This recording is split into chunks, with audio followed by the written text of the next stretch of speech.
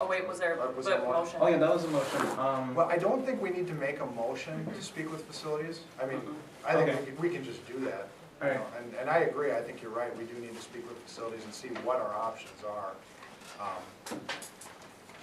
I'll wait till all further discussion, but Rob and then Jordan. Part of what I was gonna say was, speaking to facilities about getting something into the library area. But you had mentioned Midway campus, how they have several microwaves. That area is like, it's like a central location. There's a lot of classrooms in that specific area.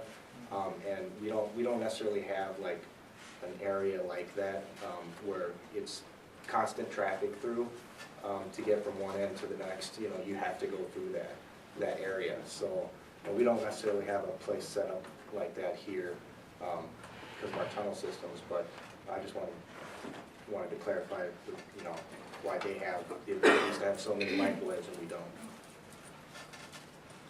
Is that your deal? Yeah, I was just wondering, can we even have a microwave in the library area? I don't know if we're allowed to even have food in there or not. Yeah, that's a great question. I think that's something along the lines, we need to speak with facilities and see where we can go and how much leeway we have on those things. Yes, I do. Diane? I have two comments. One is that Midway is also not open on Sundays, so even though there is a greater accessibility when it's open, it's another spot that is not open on Sunday. The other issue that might come up is if we were to put a microwave in, the only place we'd probably be able to put it in the library that's open is on the first floor, and that's going to be accessible to all community because the community is able to access that first floor. Yeah, it is a public library. So just as a information for everybody. Can I say something? Oh, about I mean, like, we are concerned more about the students, help students. Oh, of course. Not the outside, more on the student. Right, of course, but that would be the problem, is that I would feel that, I mean, if it were, there'd be a lot of people from the community using it and probably misusing it, as opposed to students that know that it's there for their use. That's just the information that I'm giving. And it sounds like we're gonna be talking to facilities to see if it's a possibility either way, but that would just be a concern, so. Christopher? I was just gonna say, I don't see any, I mean, outside of any concerns that facilities has, I don't see any reason why we couldn't have one where the vending machines are currently in the library. And, I know that food is actually strongly discouraged in the lab, but in the student lounge, it's certainly permitted, so. Any other discussion? Yeah. Carla? Oh, I'm sorry, Christopher. Carla? Yeah, I agree. I think also we could have a microwave in the area. Also, just being in the dining area with the one microwave, it does pose a problem. I do see lines. Students are waiting, and you only have so much time before your next class period. So if we could look at getting an extra microwave for that area, so would be great. Rob? I was just gonna say, even on the third floor in the library, where it's only students that go up there, they have that really kind of open vending machine area where they have coffee and everything else. You could easily set one up there to avoid the traffic from non-students using the microwave. Angie? I'd like to make a motion that Senate buys a microwave for the cafeteria. I don't have any idea how much a microwave costs, so I can't put a dollar sign on there. But if anyone knows, they can add that to the motion.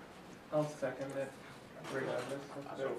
Does anyone know how much a microwave costs? About? $50. Okay, Yeah. at $75 maximum spending on that.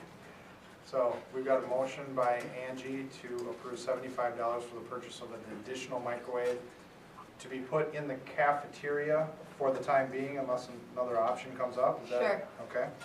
Seconded by Noel. You got that? Yeah. Any discussion on the motion? Diane?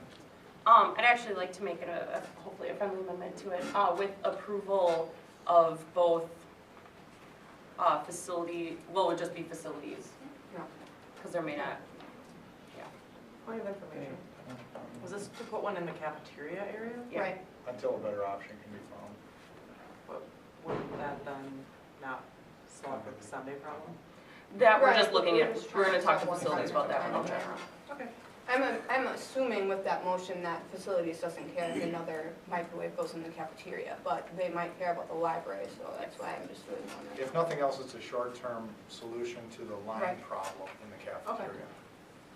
Christopher? Just real quickly, working with industrial equipment, the $75 will certainly do for one that would be for a home use, but for a commercial use microwave that's going to be used frequently, I feel like $75 may be a bit low.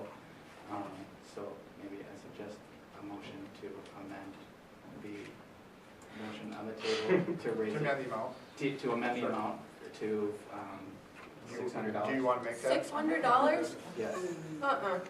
Did they, For one microwave. point of information, the one that's in the cafeteria right now is one that's made for home use. And that's one that's been in there for at least a year, so. My brother bought a sharp microwave like this commercial. It's like $260. And if it is a school, you know, like if you find out some solution, like they may donate sometimes. If you find, you know, like if you Before we go on, can I just make There was an one? amendment. Right, before we go, just talking specifics on microwaves. We may want to form a committee at this point. Sounds like, I mean, I know it sounds funny. No, but we may want to, I mean, we may want to do this for people to look into maybe some options for purchasing a microwave. I know there's a lot of commercial food service auctions that you can find these things at for a decent price. I don't know, just throwing it out there. So we may want to, even if the motion passes, we may still want to have a committee to work on this, to speak with facilities and to, you know, procure this microwave. So keep that in mind. Got Io, and then Angie, did you? Wait, there's an amendment on the table. Oh, was there a second for the amendment? Well, we didn't give it a chance. Well, did you want to keep it at 600 or do you want to change the wording? I mean, 600 seems to have brought about a gas.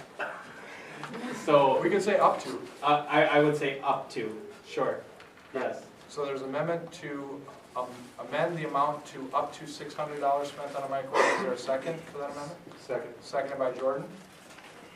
Any discussion on the amendment? Io. I think this microwave should be around 200 to 250. So we can, like, I would suggest maybe we have two. So what we do on the first floor, and the second one on the third floor. We won't be able to, oh, I'm sorry. Yep. Yeah, Yep, Diane? We won't be able to put it onto into the library until we check with facilities though. So we can't really make a motion until we figure out that situation. Any other discussion? Yeah.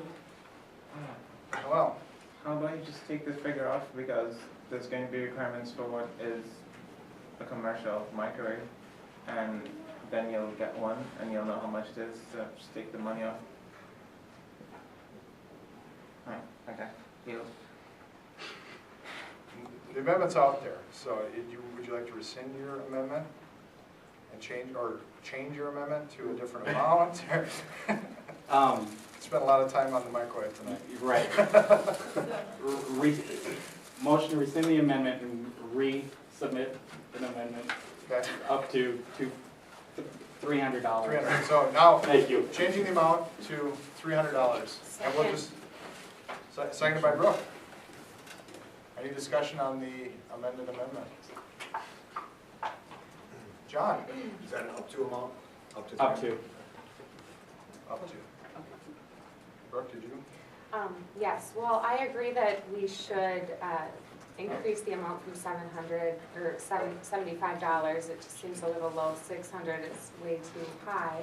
I think a good amount would be $250, and I think that that it is something that we should invest into for the cafeteria, and if we can get approval from facilities, possibly get one into the library as well. Angie? Move to call the question. Second. All right, the question has been called. We need 2/3 for this. So So, and this is calling the question on the amendment, so everyone's clear. All in favor of calling the question? Aye. Opposed? Motion prevails. All right, so now we will now move on to a vote on the amendment. So the amendment again is to allocate up to $300 for the purchase of a, I'm sorry, $300, that's the amendment, $300. So all in favor of the amendment? Aye. Opposed? Motion prevails. Moving on to the original motion. Any discussion on the original motion as amended? Diane? I'm just gonna call the question. Second. I don't think we need to. Looks like there's no further discussion, so moving on to a vote of the amended motion, which is to purchase one microwave, spending up to $300 to put in the cafeteria, with the intention of speaking to facilities to see if we can put something in the library. Am I right on that? Yes. All right. All in favor? Aye. Opposed? Motion prevails. So we will, so you're aware, we will look into getting that as soon as possible. It will go into the cafeteria, so there'll be 2 in there now. And we'll be working with facilities to see what our options are to put it into the library. Just a note for everyone who's involved, who's going to be involved in this, we may need to speak with the library folks as well because it's a partnership with the city of St. Paul. Right. Diane?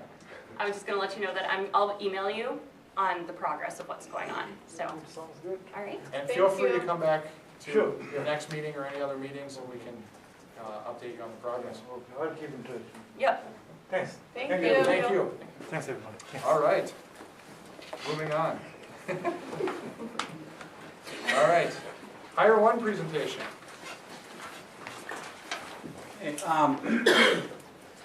Last May, I came to the Senate and did a presentation on option for student financial aid disbursement for the company called Hire One that had been selected by MnSCU. We're on target with Hire One for spring implementation. January 27th is the main spring disbursement, and usually we disperse about $12 to $13 million worth of financial aid, so that's our target to have everything operational. We're hoping to do testing with some initial disbursements prior to that, probably starting either the first or second week of January, to make sure all the systems are working, that the notifications are working, etc. Because of the questions and concerns that we've heard both from students as well as from some of the other MnSCU institutions, we've invited John Olmstead from Hire One to do a presentation. Well, not so much a presentation as, he'll talk to you about their services, but then we're hoping to allot quite a bit of time for questions and answers so that we can address any concerns that you would have. So at this point, I'm going to turn it over to John. Well, thank you for allocating time on your schedule. Ron said that the best thing to do would be to regale you with about 100 PowerPoint slides. I decided against that, given it's Friday at 6:30. So what I wanted to do was just give you a very, very high-level overview of what we're beginning to do here at Metro State, as well as 10 other schools around the MnSCU system, and then field questions from you folks in terms of how this helps you as well as your peers here at Metro State to get your refunds faster, safer, and more conveniently. Are you familiar with Hire One at all? Yeah, we've had a couple of presentations and talks about it. Okay. Very quickly, 50 words or less. We're a company that was founded by 3 college students back in 2000. And so we understand the concerns that you folks have, as well as your peers around the nation, in getting your money as quickly, as safely, and as conveniently as possible. We work with hundreds of institutions, over 5.4 million students, and to date we've transferred over $22 billion in funds back to folks just like yourselves. The reason students like us is really fairly simple. We give you choices, so we don't mandate how you receive refunds. The good news is, there's good news and there's better news. The good news is if you like the way you get your refunds, or how many get refunds from Metro State today? Okay, a fair number. If you like the way you receive your refunds today, nothing changes. You can use any bank that you want. I'll brought just a couple pieces of information. I'll pass these around as I talk.